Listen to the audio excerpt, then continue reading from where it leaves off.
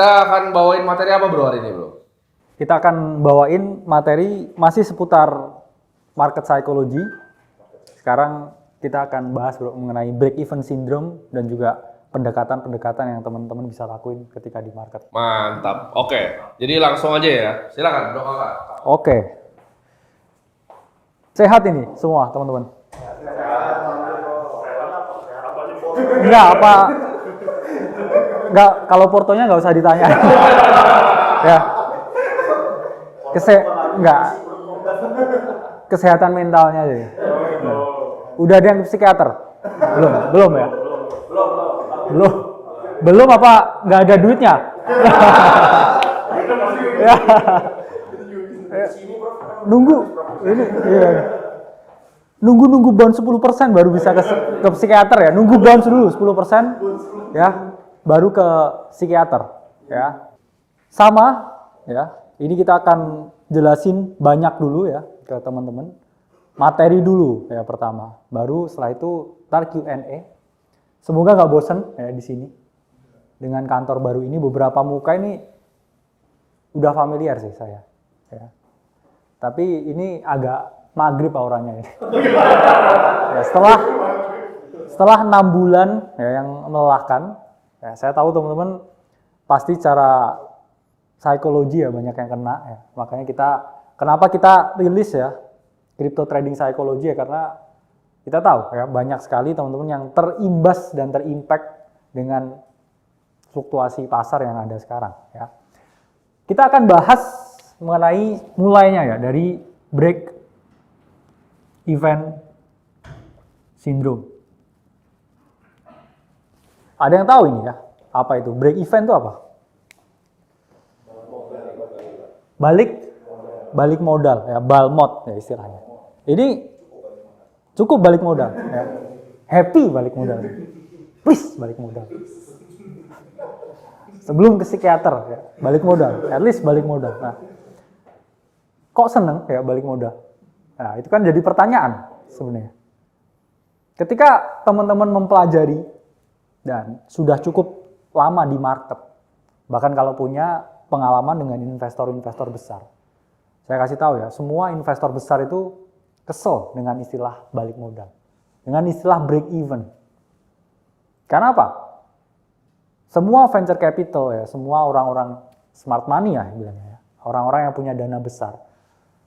Ketika kita pitching sesuatu ya, butuh investasi, terus dengar kata-kata balik modal itu udah ilfil.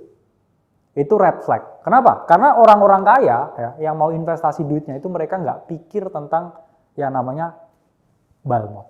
Kapan BEP-nya? Kapan kiranya saya bisa dapat kembali uang saya? Ya. Setelah saya invest di sini kira-kira berapa bulan lagi bisa balik modal nggak? Nggak ada orang kaya yang ngomong gitu. Itu persepsi dari orang-orang retail. Ya, pengen BEP. Ya. Kalau teman-teman di sini mau buka franchise ya, yang geprek gitu misalnya. Apa sih yang dijual? Kapan BEP-nya? Gitu. Oh ini udah bisa nih 6 bulan BEP, habis itu autopilot. Nah, ya. Autopilot. Ya. Itu adalah kata-kata dari para retail. Seakan-akan mereka mengglorifikasi ya, yang namanya balik modal. Semua tentang balmod. Ya, banyak yang juga belajar di AC ya mikirnya, oh kapan nih saya bisa balmod? Gitu ya. Balmod dari uang belajarnya, ya, balmod dari investasinya. Seakan-akan ya kita pikir kapan nih modalnya balik? Padahal ya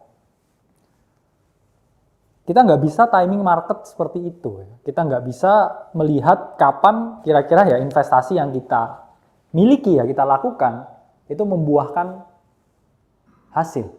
Ya. Market itu adalah tempat yang penuh dengan misteri. Ya. M-nya itu market itu misteri sebenarnya. Ya. Sama misteri ya kesakitan. Mystery and misery. Ya. Jadi teman-teman harus paham. Ya. Itulah mengapa ya muncul yang namanya break even syndrome. Ketika kalian membeli sesuatu ya, dengan mindset ini, dengan pikiran BEP ini, at least kalian selalu berharap gak jauh-jauh dari entry. Misalkan di suatu titik ini, ya, kalian melakukan yang namanya entry.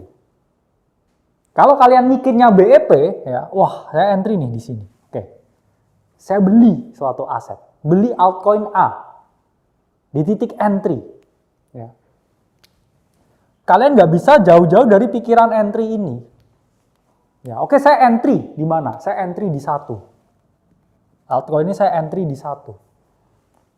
Apa yang terjadi kalau tiba-tiba setelah teman-teman turun entry ya turun, apa yang terjadi? Waduh, gitu ya. Sakit ya rasanya. Sakit nggak? Habis entry, drop 30% gimana rasanya? Sakit ya. Sakit ya. Lagi dating pasti ngelamun ya. Ngelamun ya. Diem ya, makan gitu. Diem. Kok diem kamu ya? Mikirin siapa? Enggak ya, mikir portofolio ya. Sering terjadi. Ya. Itu kalau kita punya yang namanya break even syndrome, ya, ketika kita menghadapi yang namanya drawdown, ya, pikirannya apa? Please, kalau BEP bakal saya jual, tolong balik BEP. Karena apa? Patokan kita itu adalah tentang entry, ya, break even syndrome. Entry, oke, saya entry. At least jangan turun lah, at least ke entry saya lah. Ya. Sehingga apa? Kalau kita mikirnya semua tentang entry, kita underestimasi potensi keuntungan. Karena apa? Pikirannya saya entry di 1, oh turun nih ke 0,5. Ya. Misalkan turun 50%. Di 0,5 sekarang misalkan harganya. Kalian pasti berpikir, wah nggak bisa nih, saya harus balik modal nih dari sini. Ya. Itu kalau teman-teman kena fluktuasi market yang seperti ini. Dan setelah itu apa yang terjadi? Ya, banyak orang yang memikirkan ya, please kalau saya balik modal, saya akan jual. Ya. Please kalau balik 1 lagi, saya mau buy mod, saya mau close. Terus apa yang terjadi? Ketika harga ini kembali ke 1 lagi, ya, di sini apa yang dilakukan? Dijual. Karena apa? Takut minus lagi. Kamu mau investasi atau mau balik modal di sini? Ya. Sehingga apa yang terjadi? Setelah di sini, saya jual BEP. Syukuran nih BEP, ya. Syukuran, ya, bersyukur. Ya, bersyukur. Ya. Udah BEP bersyukur. Lalu apa yang terjadi? Seminggu kemudian harganya di 2. Nah, sakit nggak ini? Sakit ini. Sering kejadian nggak? Sering banget. Ya. Apa yang terjadi di 2? Beli lagi, ya kan? Beli lagi di sini, beli. Entry lagi di sini. Ya. Terus apa yang terjadi biasanya setelah entry? Turun. Nah, turun ke 1 lagi. Sering nggak? Sering. Terus kita gimana mikirnya? Saya salahin? Salah HVS ini. Ya, kita pasti berpikir ya bahwa kok saya dipermainkan dengan market. Iya nggak? Turun ke 1 lagi ya, ini drop 50% lagi. Ya. Kira-kira balik lagi ke 2, di cut loss nggak? Di cut loss lagi, cut loss on BEP ya. Jadi sampai ya ini naik turun, marketnya cycle-nya terus selesai ya, dia cuman BEP ya. Break even syndrome. Dan bahkan break even syndrome ini dengan perspektif koin yang dibeli ya. Kalau kita punya mentalitas ini, ya kita nggak akan pernah bisa grow portofolio yang kita miliki. Misalkan seperti ini ya. Skenario seperti ini. Teman-teman beli di harga 1. Ya. Misalkan dengan $100 yang dimiliki. Ya, ini koin ABC, beli di 1, ya. Berapa yang kalian dapatkan? Pasti ya $100 ya, jadi 100 ABC, ya. Terus dia turun nih ya 50%. Kamu cut loss di sini, ya. Cut loss lah aku, ya, turun 50%, cut loss, ya. Berarti dari ya 100 ABC ya, yang udah turun 50%, ini kamu hanya memperoleh yang namanya $50. Ya enggak? Dari USD value-nya ya $100 ke $50. Ya. Terus ketika dia naik di 2 di sini, kamu FOMO buying lagi di sini, ya. Setelah harganya di 1, di 0,5 kamu cut loss, di 2 kamu beli lagi. Dengan $50 kamu, ya di 2 kamu belinya, kamu hanya dapat berapa koin? 25, ya. Ya. Kamu sebelumnya ya punya 100 koin, ya. Terus habis itu drop 50%, kamu CL, terus kamu cuma dapat 25 setelah beli lagi di 2. Apa yang terjadi?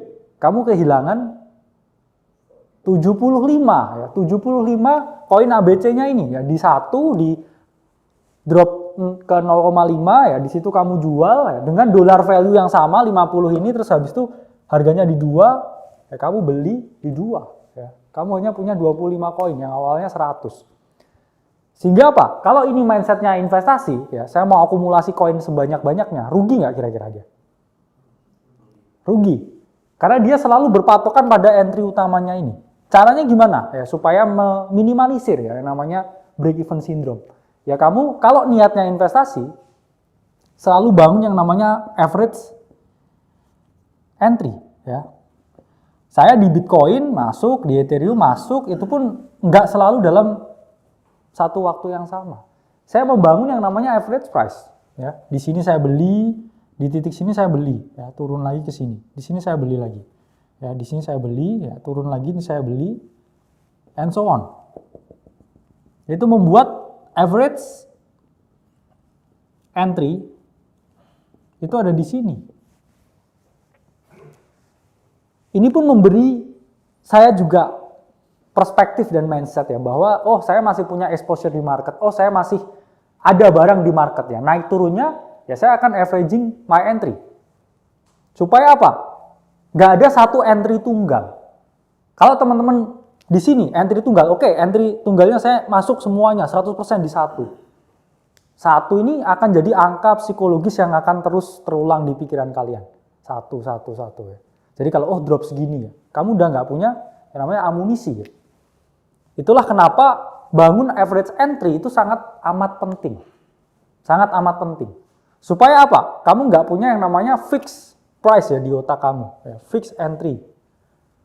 Itulah kenapa exposure itu harus dibangun perlahan. Jangan sekali pukul langsung dalam jumlah yang besar.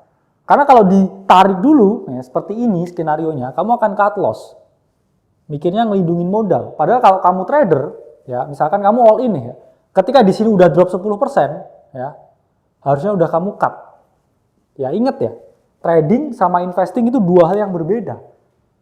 Dan mereka yang mengejar ya kelinci, dua kelinci secara bersamaan ya biasanya mereka nggak dapat apapun. Jadi mau apa nih di sini asetnya? Oke, saya mau beli mau invest. Ya, atau saya beli mau trading. Kalau trading ya drop 10%, ya kamu cut loss. Supaya apa? Dropnya nggak terlalu dalam. Ya, bahkan di beberapa ya idea ya yang kita kasihkan itu kan kita selalu kasih opsi stop lossnya supaya apa? Oh kalau marketnya nggak sesuai dengan favor saya, kalau marketnya berbalik arah ya saya harus cut lossnya di 10-20%. Karena kenapa? Kalau semakin turun ya turun 50% itu buat balik ke titik entry harus naik berapa?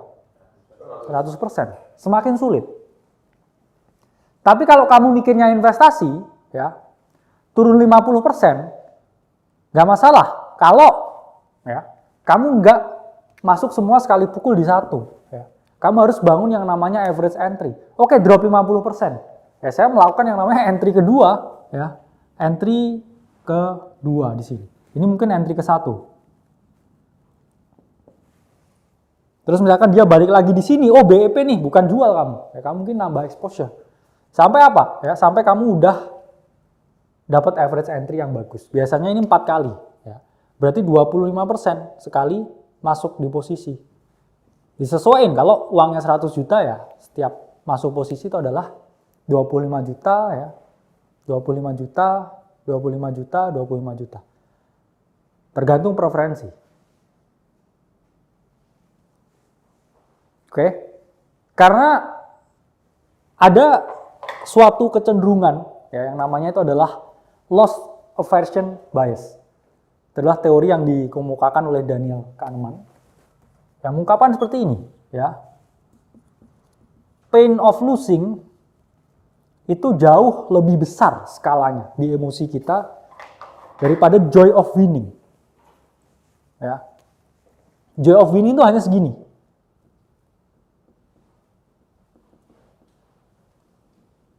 Misalkan, kamu beli aset dengan uang 100 juta.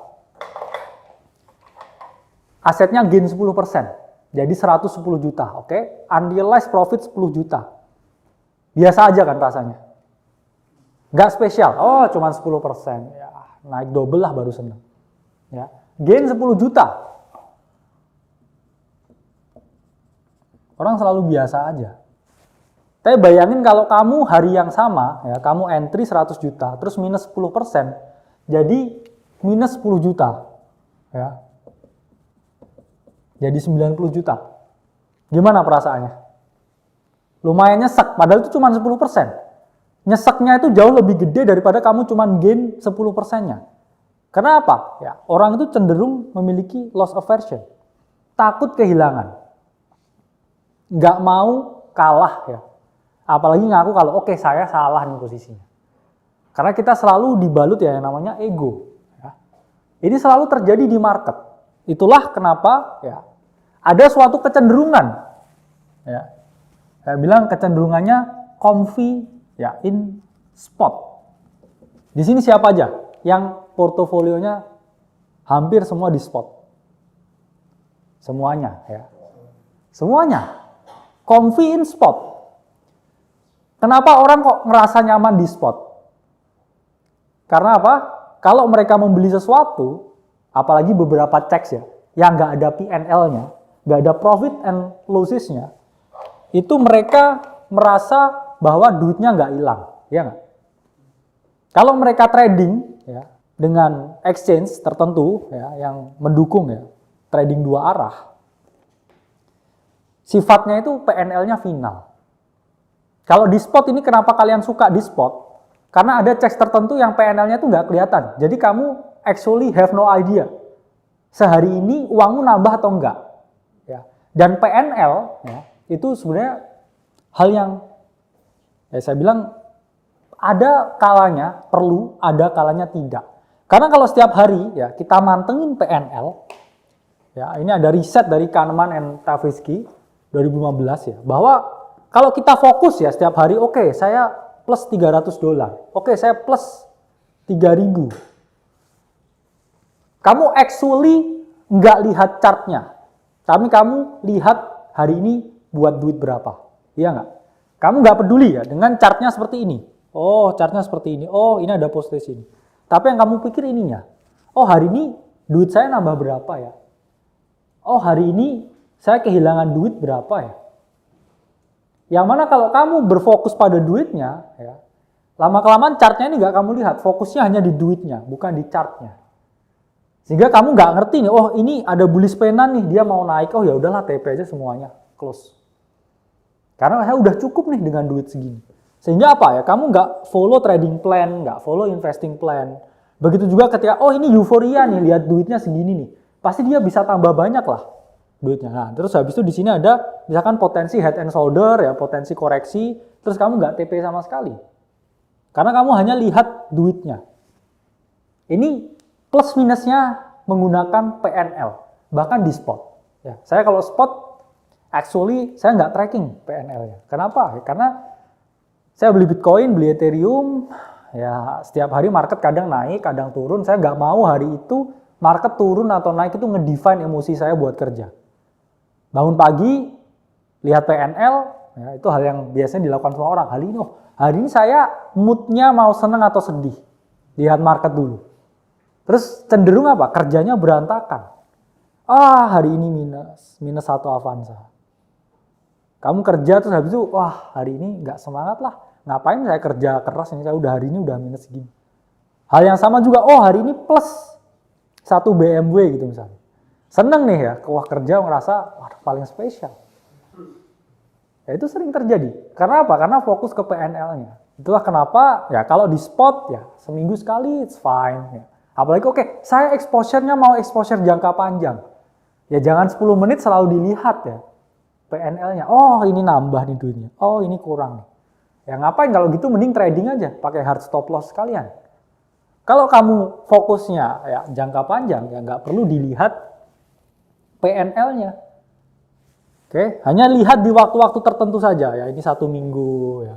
Karena apa ya? Ini pasti fluktuatif ya. Di sini plus 300, plus 450. Tapi apa? Ya selama di sini pun ini kan selalu ada drawdown-nya ya. Oke.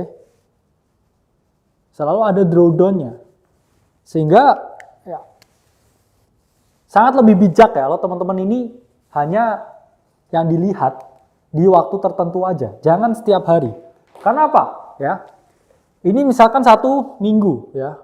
Week 1. Nah, ini week 2. Ini week 3. Ya, kamu nggak mau hari-harimu ya di-define dengan adanya penurunan ini. Ya, kalau kamu lihatin setiap hari, hari demi hari, ya kamu pasti selalu ada penurunan-penurunan yang terjadi. Kalau itu fokusnya di spot. Itulah kenapa orang itu cenderung lebih suka spot market. Ya, daripada market yang trading. Karena apa? Kalau trading itu kan kalah menangnya itu kan sifatnya final. Ya. Misalkan seperti ini, ya, kamu trading plus 300, ya, plus 3.000. Ya ini di trading account misalkan, trading account. Terus oke, plus 4.500, oh plus 500, plus 5.000.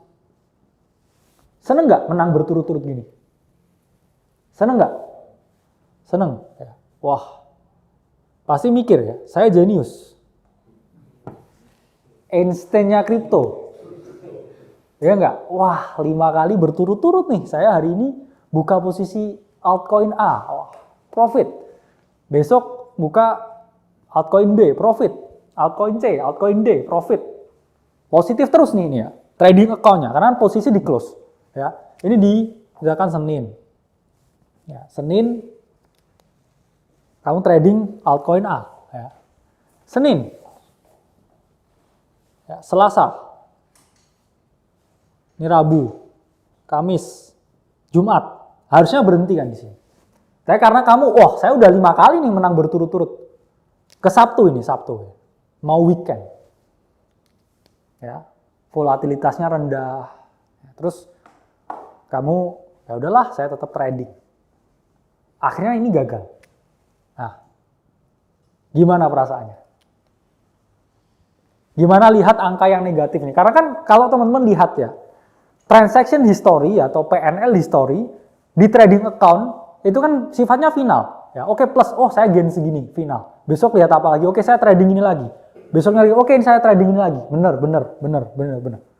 Genius ya. Karena orang ini suka yang namanya konsistensi. Lihat seperti ini apa yang terjadi? Setelah itu ada ini. Minus 1.000. Gimana rasanya? Ya, ini. Ya. Pain of losing. Even cuman losing sekali. Aduh, aku nggak jenius ya ternyata. Ternyata saya hanya manusia biasa. Ya. Saya nggak jenius ternyata. Ya. Padahal ini udah menang 5 kali berturut-turut. Tapi hanya karena satu kesalahan, satu kekalahan. Semua itu ambiar ya rasanya. Ya. Imajinasinya, tentang Einstein-nya kripto dan sebagainya. Itu terbangun dengan konsistensi seperti ini. Dan biasanya pattern-nya apa? Setelah ada loss, trade selanjutnya gimana?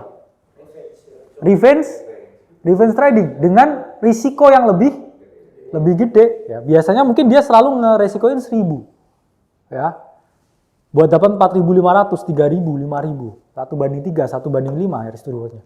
Setelah itu dia tiba-tiba, ya, di hari besoknya, Minggu, ya, oke, apa yang dia lakukan? Dia trade lagi dengan risiko yang lebih tinggi. Saya nggak mau ya, dikecewakan oleh market. I'm smarter than you, ya, selalu begitu. Akhirnya di sini dia risikokan bukan 1.000, tapi 20.000. Enggak ya. 2.000. ya. Terus apa yang terjadi? Ternyata minggunya low liquidity lagi, ya. Dia malah minus 2.000 di sini. Nah ini patternnya udah kelihatan ya. Trade selanjutnya pasti kalah lagi, ya, dengan risiko yang lebih besar lagi. Waduh, saya 2 kali kalah minus 3.000. Ini profit saya yang kemarin kurang. Akhirnya dia lebih agresif lagi, ya. Ini sampai akhirnya dia minus 5.000, ya. Ternyata dia maksa trade ketika ada FOMC dan seterusnya, ya, dia sampai minus 10.000. Karena bet-nya yang diambil selalu besar dan ini semua apa? Hilang. Sering nggak kejadian seperti ini yang trading? Selalu, ya. Karena apa? Ya, gini ya, misalkan ini. Oke, plus 300. Dia lebih agresif lagi nih, ya. Plus 3.000. PNL-nya gini, ya. Habis itu plus 4.500. Plus 500. Nah, ini plus 5.000. Patternnya orang itu suka yang namanya konsistensi. Menang itu berturut-turut. Kalah juga berturut-turut juga, ya. Dari sini dipaksa. Mulai ada gini. Minus 1.000. Dia udah, waduh. Harusnya aku lebih jago lagi, ya. Nah, minus 2.000. Oke, terus dipaksa lagi. Akunnya gini. Nah, minus 5.000. Udah drop setengah profit saya di sini. Saya langsung gas 10.000 saya risikokan supaya kalau ini naik langsung begini. Tapi apa yang terjadi? Nah, minus 10.000. Yang awalnya dari sini ya konsisten. Selama seminggu, 2 minggu hanya hancur 3-4 hari. Karena apa? Hanya satu kesalahan. Hanya satu kekalahan yang harusnya diterima. Pain of losing always greater than joy of winning. Sehingga apa? Harusnya ketika, ya saya punya rules sih. Kalau udah 2 kali berturut-turut, ya 2 kali berturut-turut, we are in a losing trade, rest in peace. Rest in peace, ya. Peace-nya itu dengan damai. Ya. Menerima kalau oke, ya saya nggak jenius, ya, nggak ada yang jenius di market. Ya udahlah, saya istirahat dulu 2-3 hari, baru saya trade lagi. Karena kalau enggak, ya, saya akan betting lebih besar sampai saya mungkin kehilangan semua yang saya miliki. Ya, jangan sampai seperti ini. Ya, ini kalau yang namanya trading account karena emang ya ada kecenderungan ya sedikit sekali yang pakai. Ya, saya tahu teman-teman di sini semua cenderung di spot market, ya. Karena itu tadi ya kalahnya kan nggak final. Ya. Kalau spot ya saya terus membeli. Aman tapi spotnya ini 6 bulan terakhir. Jadi apa ya? Antara spot market, market ya untuk trading, kedua-duanya sama-sama memiliki risiko. Crypto is very risky, ya. Any instrument is very risky. Sehingga apa? Ya, harus tahu yang namanya rest in peace. Peace-nya benar-benar peace. Gak lihat chart, ya, gak lihat handphone, ya, kadang tengah malam, wah ini masih bisa nih di trade. Nah, masih bisa, salah lagi. Karena the more you trade, ya, risikonya antara kamu ya bisa kehilangan semuanya. Ya. Jangan mikir, oh ini bisa nih buat balik modal dan lain sebagainya. Semakin banyak trade yang kita lakukan, memang probabilitas kita menang tuh semakin tinggi, tapi probabilitas kalahnya juga semakin tinggi. Jadi sometimes the best action is do nothing. Itu yang harusnya kita pelajari 6 bulan terakhir ini. Karena apa? 6 bulan terakhir ini ketika market dalam keadaannya saya bilang ya chop solidation, liquidity sangat rendah, ya, banyak ketidakpastian. Apa yang terjadi ketika teman-teman coba trade 6 bulan terakhir ini? Ya, swing move ke retrace. Beli altcoin masih turun lagi. Ya, mau trading Bitcoin 2 arah ke gocek naik turun terus. Iya nggak? Karena ada kalanya ya kita harus diam di market. Ya. Pertama, ya, saat untuk diam. Yaitu adalah ketika Bitcoin berada di ATH, harga tertinggi. Every single time, ya, itu pola yang kita pelajari. Ketika Bitcoin ini udah ada di harga tertingginya, yang kita lakukan adalah ya, membatasi risiko. Sama seperti Maret ya, banyak yang kegocek ya, kekecoh ya. Saya juga kekecoh ya, banyak orang yang kekecoh karena market breakout ya di atas harga all time high-nya dengan volume yang gede ya, horizontal line. Tapi yang terjadi ya every single time ya, chartnya Bitcoin kan seperti ini ya. Nah, ini udah di titik ini. Ketika Maret ya banyak yang terkecoh ya setelah membuat titik harga baru ya. Di sini banyak orang yang mikir, oh trennya bakal lanjut, shoot up 88.000, ya. 100.000. Yang terjadi justru ini. Nah, kita di gini sekarang. Nggak ngerti bakal naik atau turun, ya. 60.000 tapi supportnya juga bertahan terus karena apa? Every time Bitcoin di harga tertingginya, orang-orang yang ya udah mati ya di cycle-cycle sebelumnya. Ya, mereka-mereka yang beli di sini, ini mereka akan menggunakan momen ini, momen ketika harga udah break titik-titik tertingginya. Untuk apa? Melakukan penjualan. Ya itu yang terjadi di market saat ini, di mana kecenderungan di market short term holder atau orang yang baru beli Bitcoin, ya di ini, this whole move itu semakin meningkat. Tapi long term holdernya, orang yang ngeholdnya itu dari 2018 ya 2020, mereka itu jualan semua. Jadi ada perpindahan Bitcoin dari orang yang baru ke orang yang lama. Ya orang-orang yang di sini udahlah ya. Nanti kalau nggak balik all time high lagi, ya saya malah nggak bisa TP. Saya manfaatkan likuiditas yang tinggi ini di harga tertingginya buat saya keluar barang. Ya, jadi keadaan yang ada sekarang ya long term holdernya yaitu berkurang dibanding STH-nya, short term holdernya. Banyak orang yang baru-baru beli Bitcoin itu dari 1 tahun terakhiran ini. Banyak juga retail yang juga mulai masuk di sini. Ketika dia udah di harga tertingginya. Sehingga ketika Bitcoin di harga all time high-nya, ya kita harus ada kecenderungan untuk hati-hati. Untuk was-was, ya, untuk memahami ya potensi koreksi. Even setelah dia membuat yang namanya all time high baru. Ya, udah break all time high lama, ini all time high baru. Ada kecenderungan market ini sangat tidak pasti ya karena perubahan antara long term holder dengan short term holdernya ini. Dan market itu kan selalu begitu ya, market itu selalu memindahkan kekayaan ya. Orang yang dulu mungkin beli ketika harganya 5.000 ya 10.000, mereka udah cukup kaya ya, mereka mau exit lah ya di 70.000. Ya, itu yang terjadi. Kedua ya, ketika harganya ini yang paling tinggi, apa yang terjadi? Euforia itu ada di fase tertingginya. Euforia itu sama dengan extreme greed.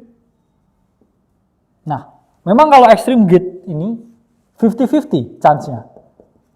Antara altcoin ya semua naik atau altcoin ya semua kapitulasi. Ya.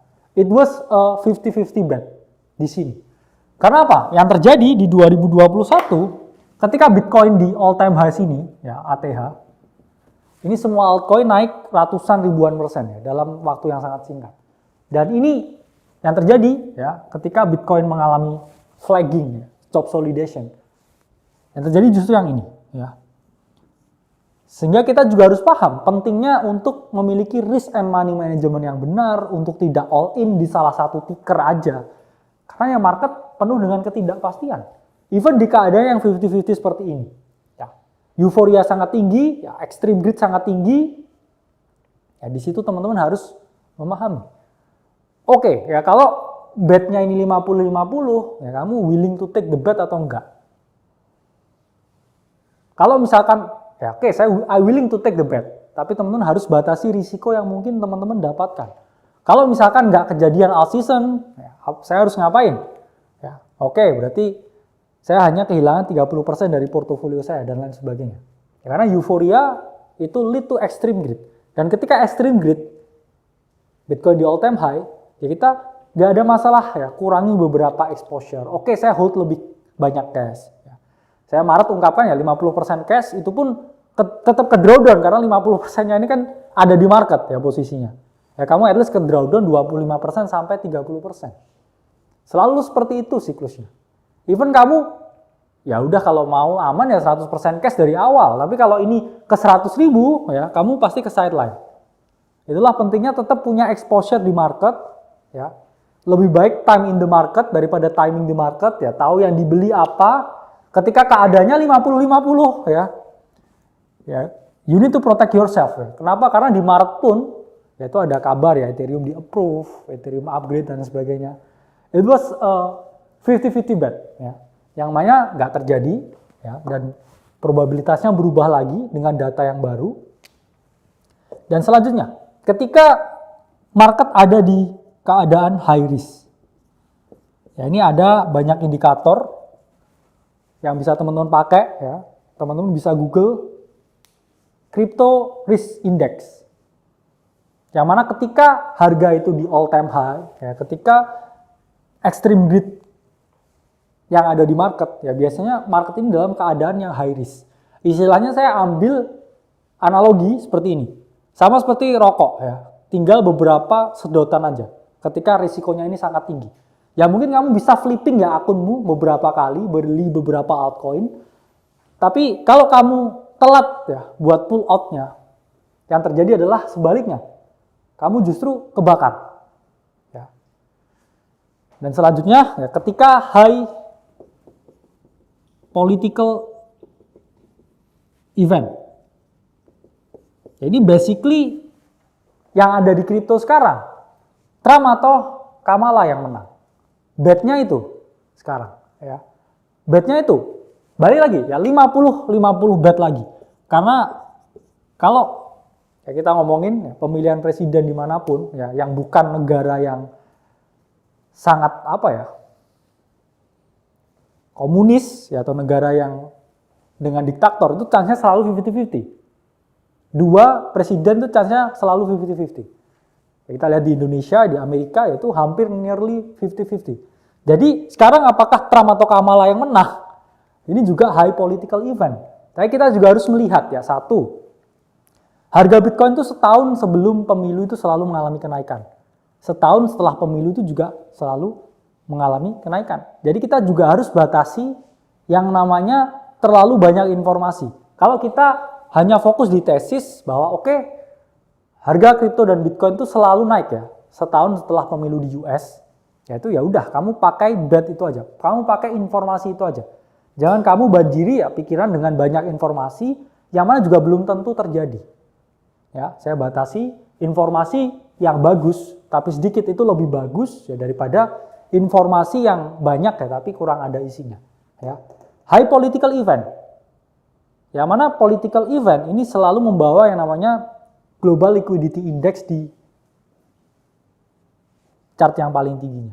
Semakin banyak ya uang yang di print di market, itu semakin besar pula ya posibilitas kripto ini mengalami kenaikan. Kita udah tahu ya commodity market bouncing. Ya, kita lihat gold ya setelah crash kemarin ya langsung balik lagi. Equity market, SPX udah mendekati all time high lagi. Sehingga apa ya? Nunggu ya dari commodity equity baru ke kripto. You need to position yourself di sini ya. Saya juga bilang sekarang it's a very nice area sebenarnya dari semua altcoin kalau saya bilang. Karena udah turun 80-90%. Kalian mau nunggu turun berapa lagi sih kalau udah 80%, ya kan? Udah 80% dari topnya. Ya. Kalau dia balik ke top lagi tuh udah naiknya 7-8x semuanya. Ya, 2% lah dari porto ya dialokasiin ke situ. It's a nice time sekarang ya. Karena apa? Even kalau sekarang Bitcoin pun amit-amit ya ke 50.000 lagi, ke 40.000 lagi. Altcoin itu udah nggak ada barang yang dijual di market. Karena dia udah terdepresiasi dengan parah ya setelah listing ya di berbagai checks. Altcoin itu semuanya seperti ini. Iya nggak? Dan sekarang ya yang terjadi itu adalah seperti ini. Nah, your here ya. Ini Maret nih. Ini Maret. Sekarang kita di sini. Ya, sehingga apa ya? Yang harus kita lakukan yaitu adalah position diri kita ya sebelum dia seperti ini. Nah, karena apa? Banyak orang yang biasanya ke sideline ya setelah time based capitulation ini, mereka ngerasa nggak percaya diri ya membeli ketika volumenya sangat rendah seperti ini. Tapi ketika market itu sudah menentukan arah ya, terutama altcoin, ada short squeeze yang besar ya. Orang-orang yang di sini ya masih shorting, dia akan dihukum, dipanis dengan harga yang naik ya. Dan di situ akan create a lot of FOMO. Ya, di sini FOMO ya. FOMO. Terus habis itu ini udah plus 300%. Tapi masih ada yang FOMO. Plus 500%. Ini FOMO lagi. Jadi lebih bagus ya kalian memposisikan diri ketika udah minus 80-70%. Ya 64% rata-rata segitu semua Maret. Dari Maret ya altcoin. Karena kalau kamu nunggu, ya oke, saya nunggu breakout ya, keluar dari range-nya ini, udah plus 200%. Dan kamu akan kesulitan cari entry. Ya, kamu kalau udah 200%, kamu baru entry di sini, ya misalkan entry, udah nggak ada stop loss-nya. Ya, stop loss-nya ke bawah sini, itu udah minus 90% juga. Jadi, game yang risky ya altcoin. Tapi if you pick the right bet, ya, kamu akan melihat chartnya seperti ini. Ya, kalau cycle ini masih terjadi dan Bitcoin ke 100.000, karena ini balik ke yang namanya time is a flat circle. Ya. Kamu tahu, memang ada saat untuk diam, tapi ada juga saat untuk bergerak, saat untuk beraksi. Di market itu selalu ada kecenderungan. Ya, kita memang history nggak ada yang bisa nebak 100%. Tapi kita bisa gunakan history ya to make another story. Yang mana story-nya harusnya lebih bagus dari 6 bulan terakhir ini. Ya. Jadi yang buat orang-orang tersideline, ya, ini saya tambahin lagi satu ya. Saat untuk diam, yaitu adalah ketika interest over time orang di kripto itu yang paling tinggi. Ketika semua orang di kripto, you must go ya. Kenapa? Karena kalau teman-teman coba lihat di Google Trend, ya, selama 9 bulan terakhir, ya, tren kripto di Indonesia, itu seperti ini grafiknya ya. Ini 2024, ini seperti ini. Nah ini Maret. Setelah itu seperti ini. Nah, menunjukkan apa? Orang-orang itu cuman interest di kripto ketika udah di harga tertinggi. Oh Bitcoin ATH, beli ah. Ya. Terus habis itu ketika dia ke drawdown di sini, ya mereka udah dibuang ya aplikasinya, terus udah move on. Ya. Tapi di sini, ya ini mereka nggak beli. Ya. Di sini mereka juga nggak beli, sideline aja. Ya. Kayak kemarin, ya di minggu kemarin, ya saya share 6 call, saya 6-7 itu saya buat voting juga ya. Yang masuk cuman 60%, yang 40% itu antara ke sideline ya karena nggak punya capital, atau yang kedua dia nggak expect bakal pump. Dia denial. Udah terlalu didepresiasi terlalu lama, terus dia berpikir kayaknya nggak mungkin naik nih. Ya, akhirnya mereka ke sideline. Terus mereka FOMO ketika di sini. Ya, it's time to FOMO. Setelah udah plus 200%. FOMO lagi plus 300%. Ya, terus habis itu ke retrace lagi. Ya, break even syndrome. Ya. Itulah kenapa ya sekarang ya waktu yang oke, 2% exposure. Saya beli the winner-nya di kripto, misalkan di naratif spatial computing, render, Bitensor. Oh ini area-area yang ideal untuk membeli. Ya, blue chip kripto, ya, 2% dari porto, ya turun lagi nanti saya nambah exposure. Karena ya kita harus lihat probabilitas jangka panjang daripada probabilitas jangka pendek, karena memang time is a flat circle. Semua di kripto itu selalu ada polanya. Pola kecenderungan di masa lalu. Pola kecenderungan di mana? Ya, di masa lalu ini kita bisa melihat kecenderungan tertentu. Ya. Apa aja kecenderungannya? Ini kalau ngomongin alt season, ya kita lihatnya kadang memang Bitcoin dominance. Chart Bitcoin dominance ini seperti ini ya. Nah, drop. Nah, drop. Nah. Bitcoin dominance itu secara historis ya. Itu dia dumping ya 200 hari setelah halving. Ini kecenderungan apa? Ya kecenderungan kalau kita hitung 200 harinya dari halving, itu kurang lebih ya akhir tahun ini. Kita melihat drop dari Bitcoin dominance, ya, possible drop. Ini belum terjadi, ya, possible drop. Sehingga ya waktu yang tepat ya untuk nambah exposure ya sebenarnya sekarang. Kenapa? Karena sekarang udah minus 80-90%. Kita mau nunggu minus berapa banyak lagi ya untuk altcoin yang mana setiap 200 hari ya setelah halving Bitcoin dominance itu drop. Dan di saat yang sama ya ketika dia drop ini seperti ini. Ini total 3 ya. Total 3 ini mengalami kenaikan ya, ketika Bitcoin dominance ini dropping ya. Ini dia akan terus mengalami kenaikan. Jadi teman-teman harus pahami ya, beli ketika semua orang expect ini masih turun, ya lebih banyak, turun lebih banyak. Dan nanti jual ketika semua itu udah euforia. Ya, time is a flat circle. Kita bisa lihat kecenderungan ini, ya, buat exposure yang ya sedikit demi sedikit, ya, tapi akumulasi lebih banyak. Sama sebenarnya seperti Cina dan Bitcoin ya, hubungannya kan kadang, oh Cina mau ban Bitcoin, ya. Ada yang bilang juga ya, setiap kali di ban Cina tapi harganya selalu naik. Ya, selalu naik. Ini menunjukkan apa? Ya, mungkin Cina ya banning Bitcoin itu adalah sinyal untuk membeli. Atau juga ada yang bilang, oke, Michael Saylor, ketika Michael Saylor ini membeli, ya biasanya Bitcoin juga langsung turun. Atau oke, ketika meme coin di cycle yang euphoric, oke itu adalah saatnya menjual. Ya, time is a flat circle. Karena kadang ya kita mengoverestimasi kemampuan kita sendiri.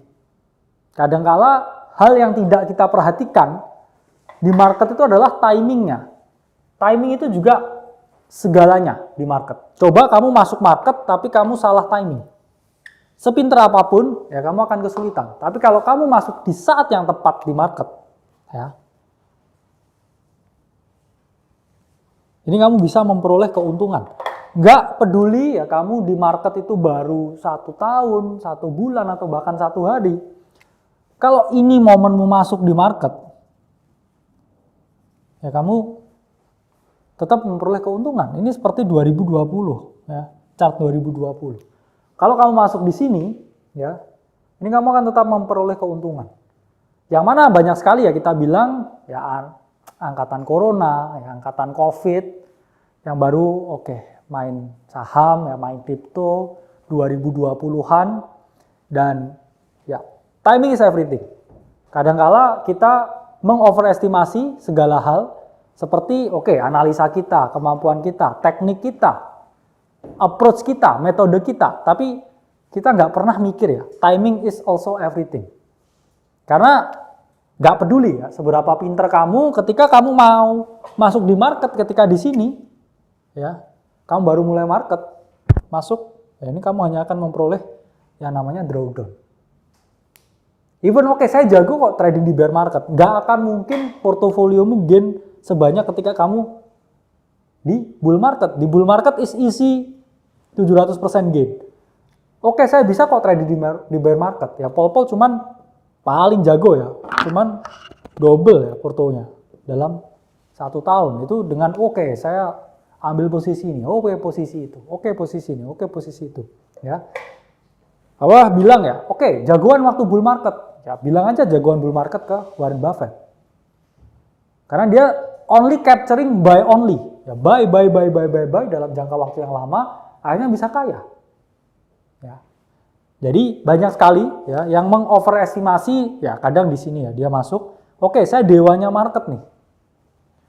Padahal itu kamu masuknya emang di sini timingnya sangat tepat. Ketika di sini ya kamu kadang juga emang nggak bisa perform ketika dia downtrend. Ya. Dunning-Kruger effect, merasa jenius ya, terhadap sesuatu yang dia tidak tahu, dan dia akhirnya mengoverestimasi kemampuan dia, kemampuan berpikirnya, strateginya, padahal dia hanya masuk di saat yang tepat. Jadi timing is everything. Dan di market sekarang keadaannya seperti ini. Ya. Kita rally, memang kita lagi flagging. Ya.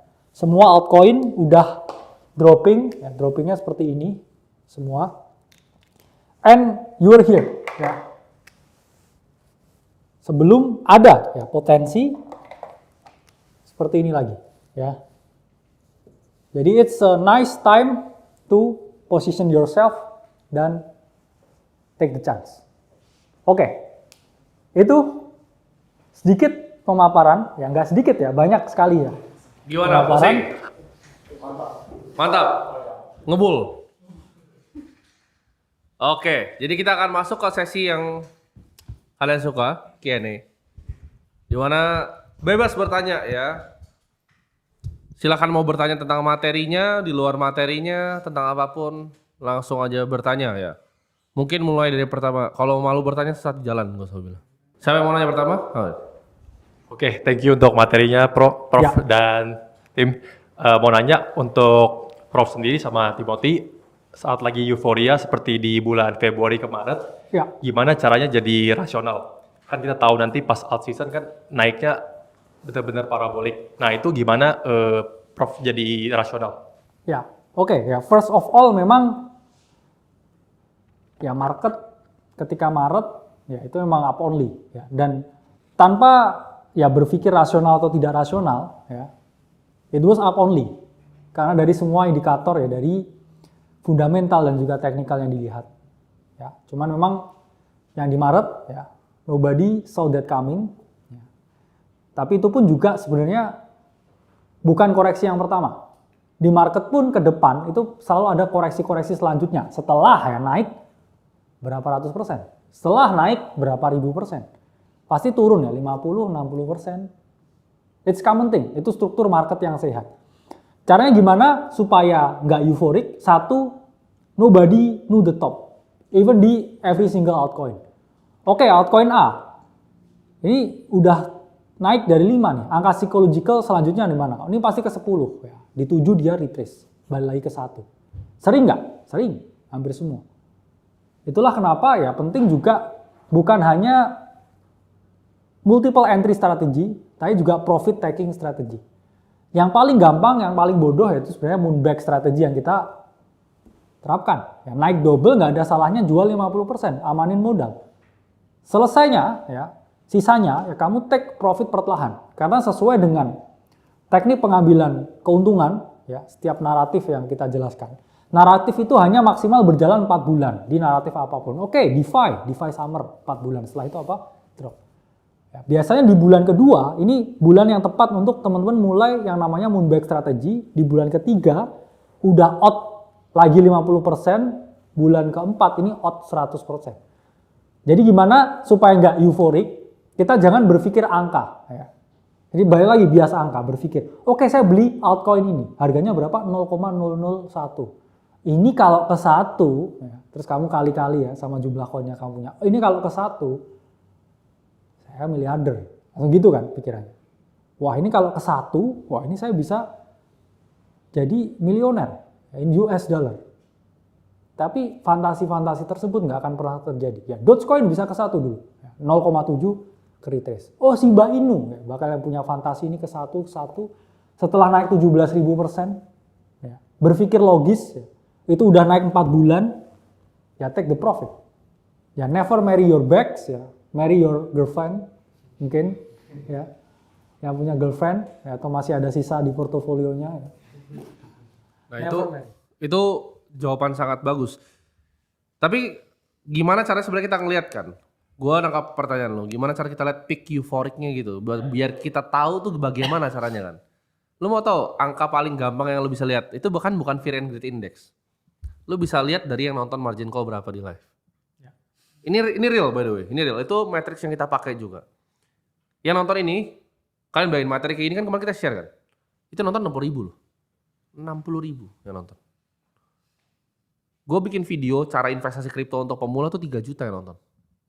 Pas Maret. Paham gak? Margin call pas Maret berapa yang nonton? 30 ribu live. Itu kayak 1 stadion bola. Sekarang nonton live berapa? 8 ribu. Kalau margin call udah 20 ribu lagi, nah hati-hati lu mulai. Lu mulai trimming. Karena gitu, jadi manusia itu semua rata-rata ya, sorry itu saya kebanyakan manusia itu bodoh. Ya. Karena mereka akan FOMO ketika harganya naik. Ketika harganya paling tinggi, atensi justru paling banyak. Simple. Lu kalau lihat view kita itu tiba-tiba naiknya tinggi, nah itu udah waktu untuk trimming barang. Gampang kan? Real tapi ini. Karena ini yang kita pakai juga. Kita gauge atensi market kan. Kripto itu kan lu trading atensi sebenarnya. Orang lagi suka meme coin apa kemana, orang suka naratif yang mana kemana. Dulu orang suka layer 2, sekarang suka layer 1. Ini semua naratif play kan, atensi play. Nah gimana cara gauge atensinya? Ya lu tinggal lihat aja.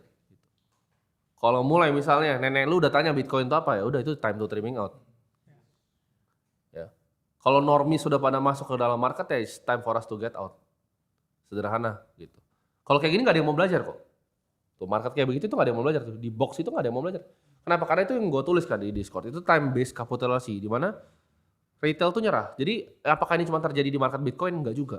It's been happening all over the market ya. Dari zaman dulu ya. Kalian ada kalau inget Ray Dalio itu yang zaman Paul Volcker. Dia itu pas market flagging seperti itu. Dia all in nge-short marketnya. Dan itu penyesalan seumur hidup dia makanya jadi Bridgewater. Jadi waktu itu pas market seperti itu, dia marketnya US tapi ya, stock market. Seperti itu, time based kapitulasi. Dan dia betting bahwa dengan suku bunga tinggi, ya, interest rate-nya nggak akan kemana-mana dan kita lihat inflasinya juga nggak akan terkontrol. Dan dia bet, oke, ini inflasi akan running rampant ke tinggi, terus habis itu market akan drop. Apa yang terjadi setelah itu? Market rally paling besar selama 8 tahun terakhir. Dia sampai jadi gembel waktu Ray Dalio sampai pinjam sama bapaknya. Jadi dia dari trader paling jago sampai jadi gembel karena all in nge-short begituan. Jadi time based kapitulasi itu sangat berbahaya untuk orang yang nggak ngerti apa yang dia mainin. Jadi kalau kalian at least nggak mau bet ke bawah, it's a very good time to buy. Karena orang nyerah, ya. Retail nyerahnya cepat. Begitu nyerah, market shape up. Gue yakin ya, run yang bull run ini nggak bakal happy. Orang nggak bakal seneng. Jadi nggak bakal kayak 2021 di mana semua orang happy. Kenapa? Karena orang ke sideline semua contohnya. Ada yang nggak beli nggak kemarin misalnya di 59.000, banyak kan? Karena akan waste gitu. Aduh, di 59 kayaknya ini bakal 56 deh, ntar beli 56 gitu. Tapi pas 59 sekarang kan 64. Lu bahkan berharapnya 61 aja gue beli deh sekarang. Kenapa nggak beli pas 59? Itu kan. That's why beating the market is very hard. Ya. Yang kita lakukan di sini is very very hard. Kita cuma bisa ngajarin kalian, tapi kita nggak bisa jamin bahwa kalian pasti bisa di market, enggak. Karena ya kita bohong lah kalau bilang itu bukan talenta kan kadang di market. Lu harus bisa ngeliat apa yang orang lain nggak bisa lihat. Lu harus punya pemikiran berbeda di mana orang lain nggak mikir. Orang ngeliatnya Fear and Greed Index, kita berdua liatnya jumlah viewer margin call. Ya atau kalau di Discord ya banyak yang marah-marah. Nah, all in. Gitu. All in. Nah, iya. Di saat publik itu udah euforik, di saat itu kita keluar. Bahkan kalian tinggal lihat aja yang YouTuber luar negeri, kalian cari aja viewernya, search aja kripto. Atau kalian search di Google Trend aja gitu, kripto. Kita harus cari data dengan cara yang kontrarian, nggak bisa cuma Fear and Greed Index gitu kayak orang. Cari aja coba Google Trend kripto. Sekarang turun. Coba lihat Maret. Setinggi apa interestnya worldwide. Terus lu lihat Indonesia seperti apa. Jadi gitu, cara ngeliat market euforik, tanda untuk selling adalah orang semua justru mau belajar. Di saat orang nggak mau belajar, itu kita belajar. Make money, orang mau belajar, get out. Oke, next question. Harus nanya semua ini. Ya, mumpung di sini. Iya, mumpung di sini. Halo, Prof. Kakak dan tim. Ya, Nama saya Vincent, saya juga kontrarian dari awal 2023. Saya pengen nanya mengenai spesifik, tadi sebenarnya ada berkaitan juga pertanyaannya, cuma ini spesifik ke yang Crypto Koryo ngomong ya, yang kapan bull market gitu. Yes. Jadi dia yang bikin data yang kapan sell your house and buy altcoin, tapi ada juga yang buy house gitu. Jadi dia menarik sih, dia tiba-tiba post, kalau dia bilang mungkin dia yang bikin indikatornya, tapi dia juga bilang mungkin altcoin nggak akan sampai ke indikator buy a house lagi gitu dia bilang. Oke. Jadi banyak faktor yang dia sampaikan itu, mungkin pertama dia bilang alt itu bikin lower low ya. Maksudnya dari low cycle sebelumnya yang fundamental bagus itu Iya. tembus low sebelumnya gitu. Yes. Jadi makin turun lagi. Jadi dia ngelihat mungkin ini berbeda gitu tesisnya dia. Yang kedua dia bilang institusi itu udah menurut dia ya, ini balik lagi ini menurut dia sudah tidak mengincar yang gain 100 kali tapi lebih ke banyakan ke BTC yang sebenarnya 2-3 kali pun mereka udah happy gitu. Ya. Dan VC pun awal-awal 2021 orang ngelihat mau beli VC karena dia megang barangnya, retail pada masuk gitu. Tapi kali ini dia bilang mungkin retail sudah agak skeptis gitu. Agak skeptis kali ini. Jadi keempat juga narasi kan banyak, jadi terdisperse, pilihan altcoin juga banyak. Jadi menurut dia mungkin kali ini akan berbeda gitu ya. Oke. Nah menurut Prof Kakak dan Bro Tim tuh gimana gitu mengenai tesis ini? Thank you. Oke, ya. Menarik ya pertanyaannya. Kenapa? Karena memang pertama, ya saya bilang kalau memang altcoin season ini nggak akan segede yang 2021. Dari apa? Dari Bitcoin dominance-nya. Dulu dropping itu gede sekali. Ya. 2018 yang kita lihat blow off top, 2021 dropping gede banget. Ini pun ya, yang saya bilang di sini yang maksimum droppingnya ya di sini. It's only 35% dropping of Bitcoin dominance. Yang mana kita nggak akan melihat alt season yang segede 2021. Kenapa? Karena 2021 partisipasi retail itu yang paling tinggi. Kenapa kok paling tinggi 2021? Karena bukan. Karena COVID. Ketika COVID, OB pun jadi trader. Karena stimulus di US itu sebenarnya. Semua orang di rumah, ya, dapat duit gratis di rumah, dapat duit gratis. Ya mereka kalau nggak ngegame ya trading, cuma dua, ngegame sama trading juga. Sehingga semua orang berpartisipasi di 2021. Sekarang udah nggak COVID, ya mereka pegang kamera di sini jadi. Ya. OB-nya di situ udah mulai kerja lagi, semua udah kerja. Sehingga dari segi euforia, kenapa sekarang nggak euforia? Karena retailnya sedikit. Yang masuk ke institusi. Cuman pertanyaannya 2021 tanpa ya, adanya institusi, naiknya altcoin bisa segitu. Kalau sekarang dengan institusi, gimana? Probabilitasnya naiknya lebih gede atau enggak? Lebih gede, tapi di beberapa altcoin aja. Enggak 2021 ketika semua orang ngedijen di situ. Kolam yang luas, ya, airnya nggak terlalu tinggi 2021. Tapi sekarang kolamnya lebih kecil, tapi airnya tinggi banget. Sehingga disitulah ya, skill set kita untuk memilih mana altcoin yang tepat. Karena Statista data ya, 9 ribuan itu yang terlisted, ya, regulated. Yang enggak ya setiap detik ada altcoin baru sekarang ya, di DEX Screener. Sehingga memang benar, sangat sulit. Itulah kenapa ya, saya bilang berkali-kali di sini oke, bet on the winners. Kayak RWA kemarin. Yang lain cuma undur. Yang lain kenapa? Ya, nggak compete. Karena undur siapa yang pegang di belakangnya ya BlackRock. Ya. Kita juga penting melihat siapa yang di belakang altcoin ini. Ya, kenapa BlackRock invest gede ke undur? Ya karena dia butuh ya teknologi ya dan juga likuiditasnya ya untuk tokenized bonds. Ya, it's unnecessary. Jadi kita harus lihat sekarang nggak bisa asal ini saya bakal bisa betting semua altcoin naik seperti 2021. Kita jauh lebih picky sekarang. Itulah kenapa pentingnya juga riset. Jadi private community pun yang kita share itu riset yang ya kita udah conviction paling tinggi yang kita share. Nggak asal. Risetnya pada baca nggak? Bener. Udah cek risetnya. Emang kita bikin riset apa aja? Ayo ngomong baca tadi siapa? Apa? Apa itu? Mana? Apa aja itu? Alsa apa aja? Ada Pendle, ya. Oh, okay. Ya, Kas Network. Ada beberapa ya. Ada yang ngecekin berarti ya. Kalau di update di risetnya. Oh, bagus. Canggih. Ya update tapi nggak beli. Ya. Padahal itu kalau yang terakhir kalian beli semua itu udah. Ya 15 sampai 20%. 15-20% sekarang kan? Nice. Tahu 26%. Iya. Ya. Kalian dapat average itu kalau semua rata tuh misalnya 20% ya. 15% tuh dalam waktu berapa bro? Seminggu ya?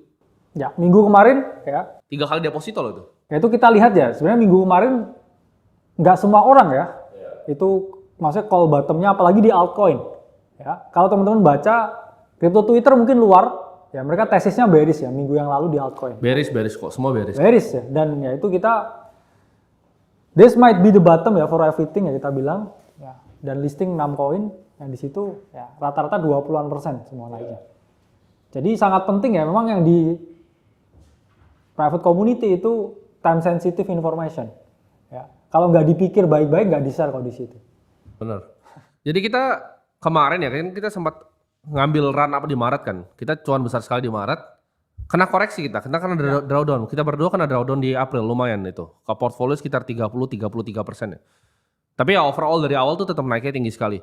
Nah kita lihat di Maret kita belajar dari apa yang salah di Maret. Maret tuh kita kira itu 2021. Ya. Tapi begitu kita analisa berkali-kali kita backtest berkali-kali pakai strategi yang beda. Ini tuh miripnya 2019.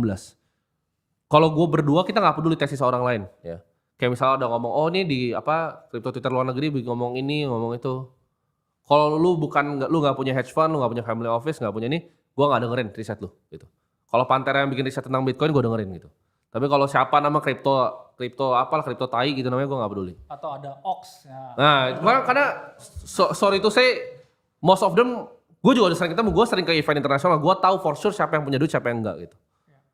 99,999 tuh mungkin sama kayak kalian gitu, cuman anon aja gayanya gitu. Jadi jangan didengerin gitu.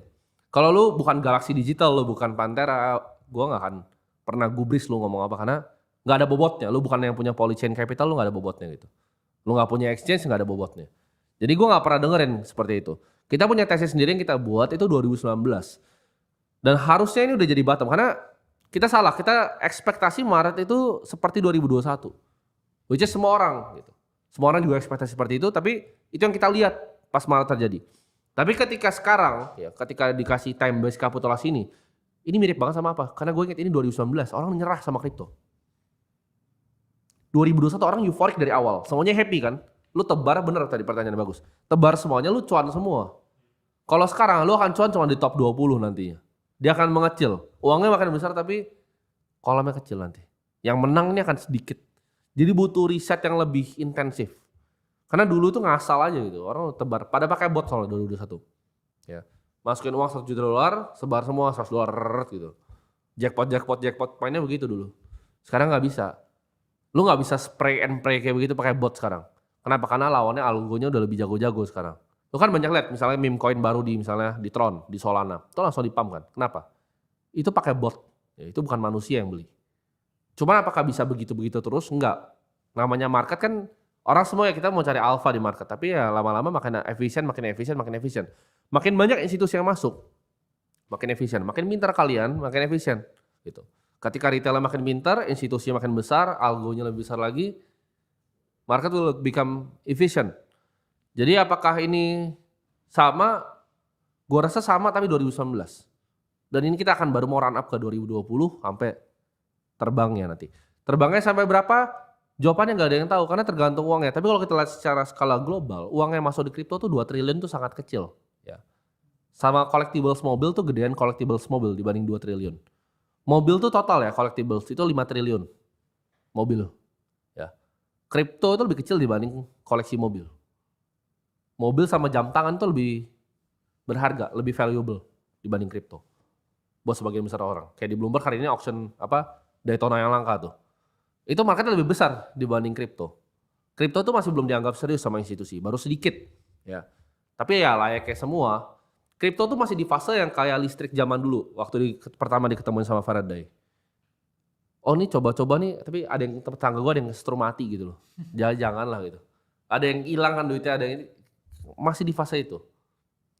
Tapi kalau lu cari gitu, lu tanya AI apapun ya, mau Claude, mau Grok, mau GPT, cari model yang paling canggih, lu coba tanya deh. Coba ke depan 50 tahun lagi, ke depan 100 tahun lagi, sistem banking akan seperti apa? Semua akan jawab ya, it's crypto. Karena decentralized ya, ada yang bilang, oh kalau ada quantum computing gimana ya, akan ada nanti quantum computing resistant kriptografi. Akan berkembang terus ya.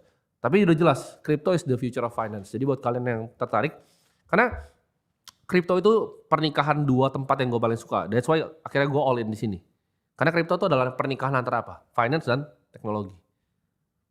Orang paling kaya di dunia paling banyak di mana? Nomor 1 finance and investment, 2 teknologi. Selesai. Digabung jadi kripto. Ketiga sebenarnya, sama irrational people ya di dalamnya.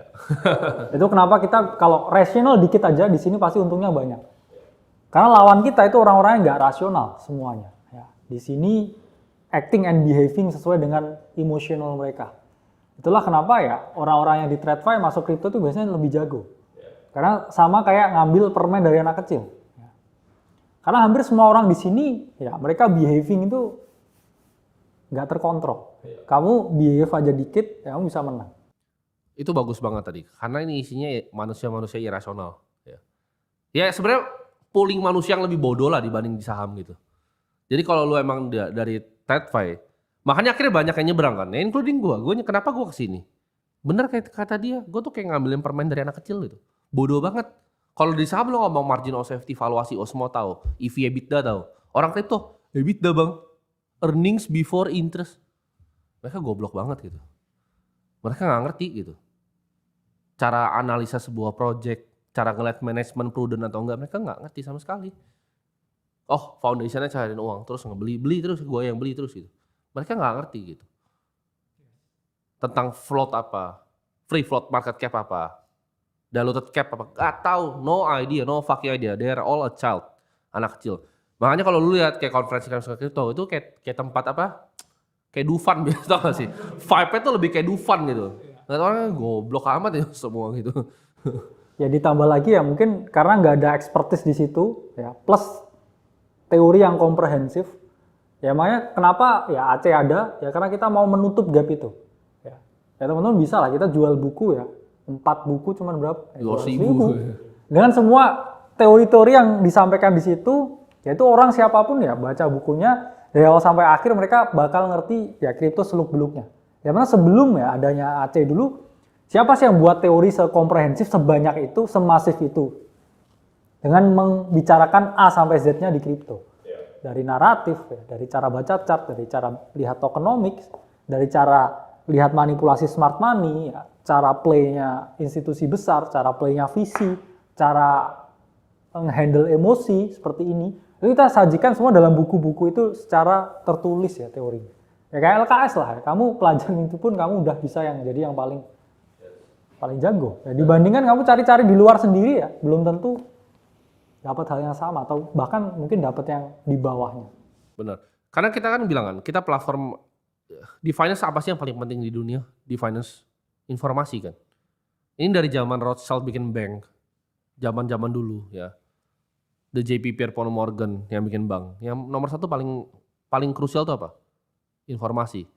1800-an. Kalian tahu Rothschild tuh gimana caranya untuk tukar mata uangnya itu lebih cepat? Dia pakai burung, terbangin burung buat trading forex. Informasi itu nomor 1.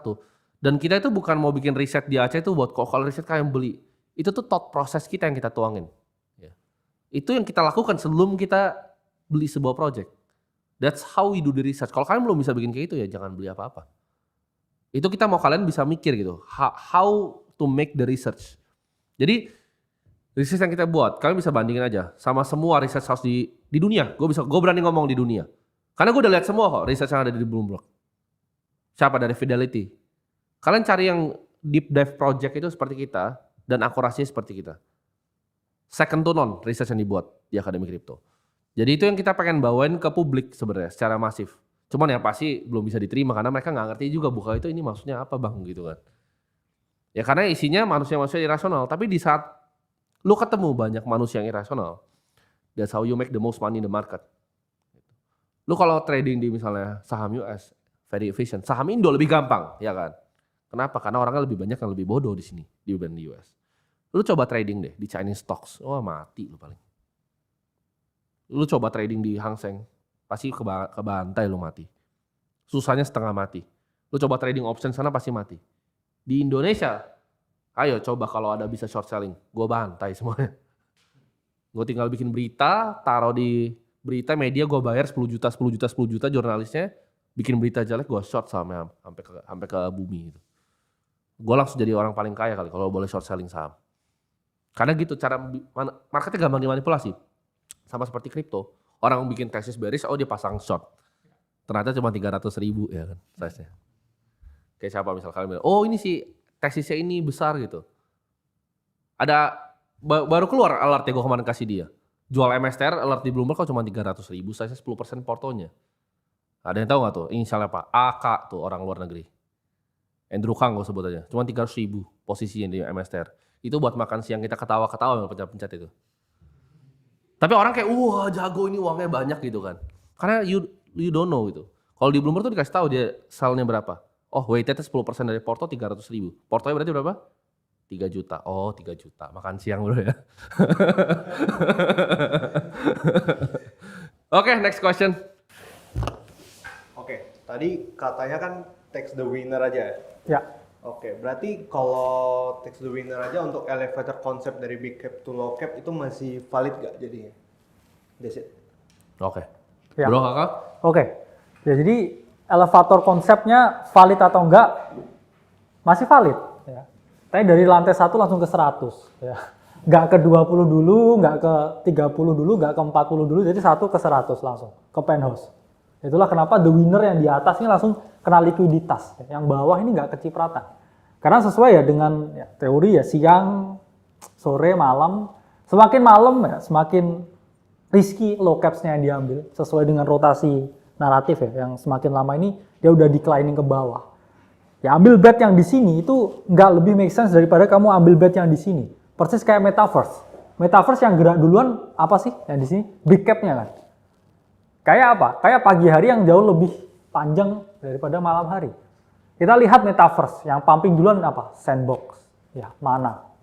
Itu dia nge-pump duluan nih.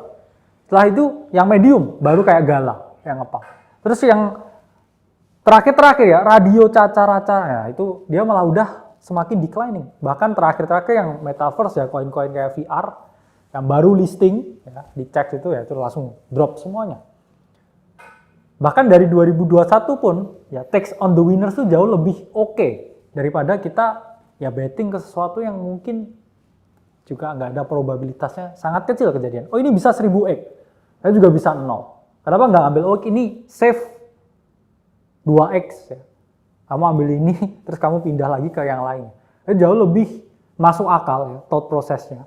Apakah elevator konsepnya masih relevan? Cuman sekarang nggak ke lantai-lantai yang kecil dulu, ya. Langsung ke lantai ground ke lantai 100 karena penthouse. Ya. Karena institusi ya selalu ambil yang paling gede itu kenapa ya Ondo kemarin jadi yang the best. Ya kalau institusi ini cari altcoin ya pertama dia pasti cari yang cap-nya gede. Ya. Supaya apa? Price impact-nya nggak terlalu signifikan. 2, dia cari yang ada likuiditasnya di market. Supaya apa? Dia ya bisa keluar masuk dengan gampang. Sehingga apakah masih oke ya bid on low caps? Ya, ini tadi sesuai dengan Bro ini tadi bilang. Ya karena nggak seperti 2021. 2021 tuh retail itu apa sih yang dibeli? Dia low caps, hunter. Dia itu selalu punya persepsi, ini kalau kecil naiknya bisa lebih gede. Atau nggak naik sama sekali. Mereka itu ya retail, 97% itu fantasinya membeli lottery tiket. Berbeda dengan institusi. Institusi nggak beli lottery tiket. Dia beli tempat kasinonya. Sehingga kamu harus berpikir kayak institusi. Itulah kenapa di buku ya, kayak Mastering Altcoin kita jelaskan, ya kita bahkan bedah ya strategi yang kita lakukan. Kita juga bedah ya strategi ya, misalkan kayak multi coin, strateginya Binance, ya, strateginya berbagai smart money ya yang gede-gede. Nah, itu kita bedah ya semuanya di situ, gimana mereka mengalokasikan sesuatu, gimana mereka take position. Karena kalau misalkan ini beli ini itu 0,1% kok dari dia punya capital. Dan sekarang ya ini yang mencengangkan dari data ICO. Kalau 2021, nah ini teman-teman bisa lihat ya di chain broker. Rata-rata dari tabel, semua di tabel. Semua ICO yang para smart money ini beli. Ya, kalau 2021 rata-rata returnnya 65x, 100x, 300x. Kalau sekarang dari 2024 awal ya, rata-rata returnnya 5x, 6x, 7x. Sangat kecil sekali. Berarti apa? 2021 ya ini koin-koin kecil ya. Ini 10 kali lebih masif. Atau sekarang belum. Ya we don't know. Tapi ini menunjukkan apa ya? Bahkan pemain-pemain besar pun ya mereka zonk ya, beli koin-koin kecil yang baru-baru ICO ya. Sekarang kan juga banyak, ini chain ini ya baru mau ini, Bera chain baru ini baru ada ya, chain misalkan kemarin Eigenlayer semua. Itu partisipasinya dari retail dilihat ya berapa, kecil sekali ya.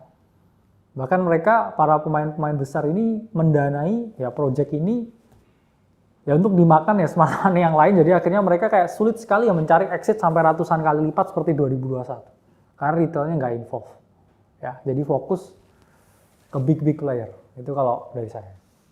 Oke, next question.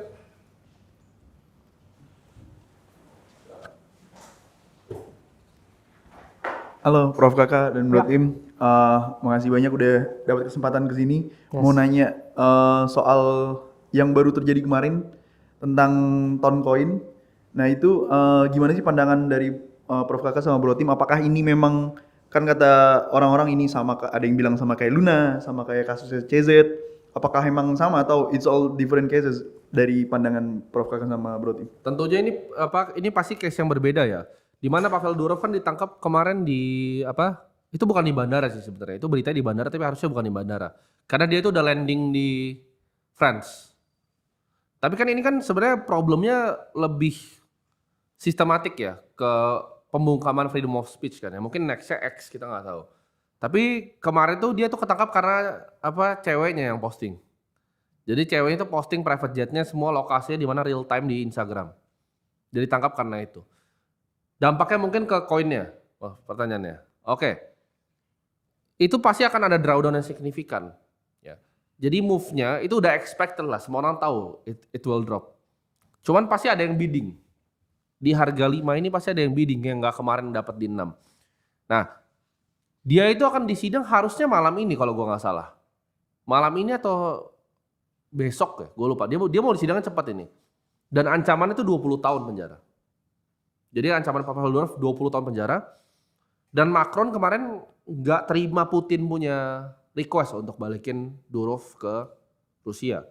Jadi apa yang gue lihat dengan Ton for now, balik lagi market crypto dia tuh kan ini nggak ada yang expect gitu kan. Karena cewek Instastory kena tangkap begitu kan. Nggak ada yang expect. Jadi kalau lu tanya sekarang apakah ini akan bisa turun lagi? Jawabannya bisa. Kapan? Ketika kalau dia di sentence 20 tahun gimana? Kalau tidak ada ekstradisi apapun. Pasti kena. Itu pasti drop. Kenapa? Karena project itu solely dipegang sama dia. Gitu. Tapi apakah dia akan aikido seperti CZ dan BNB? Bisa jadi. Karena BNB juga sama dropnya. Tapi CZ itu ilmunya lebih tinggi lah menurut gua. Ya atau karena duitnya lebih banyak. Karena duitnya ya kayak mungkin 100 kali lah lebih banyak gitu. Jadi ilmunya beda. CZ mungkin ketika di dalam itu ada layarnya itu dalam. Kalau Pavel Durov ini nggak tahu ya. Gue rasa dengan kasus kemarin, gue rasa dia kayaknya kurang pinter ya. Iya, mungkin resourcesnya juga beda ya. Kalau Ton sekarang secara harga masih knife catching sih kalau mau cobain. Karena itu betnya ya antara Pavel Durov bersalah atau enggak. Kan seperti itu. Kalau misalkan kalian beli sekarang, ya tiba-tiba kalian pas tidur ya dini hari divonis bersalah, itu will drop another 40%. Ya. Jadi apakah itu bet yang bisa kalian ambil? Ya, kalau itu 2%, 3% dari porto kalian dan kalian memang pengen ya take the risk, ya silakan. Cuman apakah itu ideal? Sekarang dengan 50-50 situation ini ya, dan kita juga lihat tadi ekstradisinya juga nggak dikabulkan ya semuanya, not wise ya.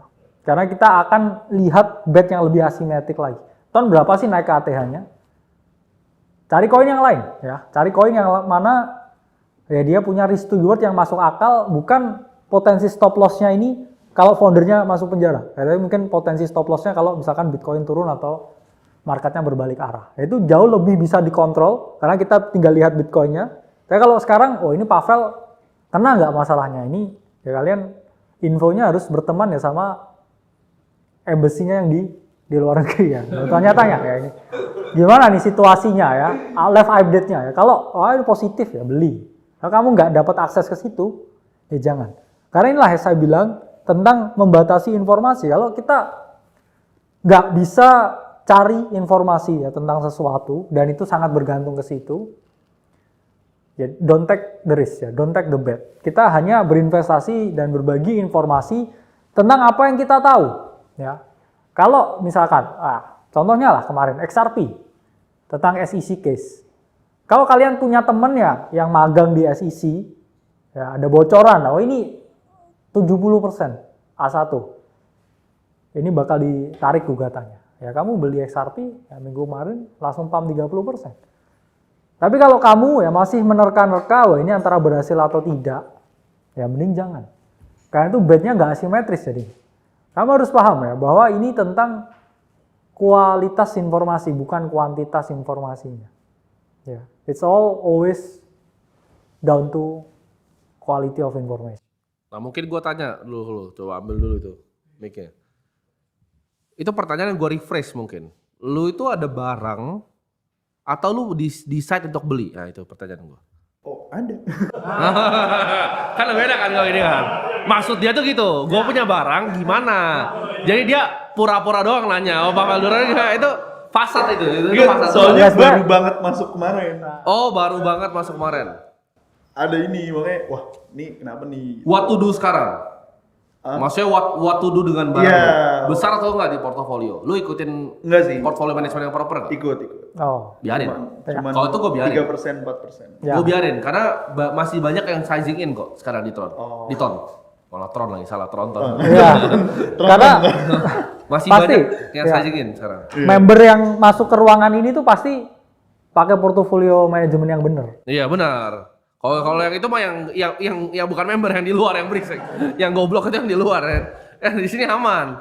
Jadi kalau jawabannya begitu, hold the posisi. Wise untuk hold the posisi kok. Jangan tambah tapi kalau gitu posisinya. Ya. Thank you. Kalau gua kan bahas ton itu di harga sekarang nih. Gua masuk di harga sekarang. Jadi semoga hilang, udah kapus. Jadi gua masuk, Pantera masuk di 6, terbang sampai 7 karena balik lagi kan. Apakah gua jual? Enggak jawabannya. Gua biarin. Karena size-nya kecil dan I still believe mungkin bisa kayak gua, makanya gua tes ilmunya kan. Saya tahu kayak Zizi itu gue nyesel loh. BNB itu dia yang keluarin risetnya pertama. BNB itu berapa bro waktu itu BNB? Yang di mana? Yang awal 2023 waktu itu harganya. Dia keluarin riset, BNB itu the number one winner kan. Kita pegang BNB itu CZ kena kasus kan, kita jualin BNB-nya semua. Tiba-tiba apa yang terjadi? Terbang sampai 500, waduh anjrit gue pikir. Ilmunya tinggi nih, kayak sakti nih. Si botak nih sakti gue pikir nih. Jadi gue nggak tahu nih Pavel Durov nih. Siapa tahu dia ada ilmunya lagi dengan di belakang. Jadi Ya di sekitar 400 ya. sekitar 400 Iya. dulu. Itu terbang sampai 500 tuh. Gak ada yang expect loh itu. Dia di dalam penjara hartanya double 2 kali. Total hartanya double tuh di Forbes. Masuk penjara padahal. Itu ilmunya tinggi kan. Sejarah Amerika tuh kayak sejarah dunia belum. Gak ada yang pernah di penjara dan hartanya naik double dan sebanyak itu, secepat itu. Ya kecuali dikasih trading facility ya. Nah, itu dia. Kecuali situ ada layarnya kayak gitu. Ada layarnya. Ya. Jadi semoga terjawab.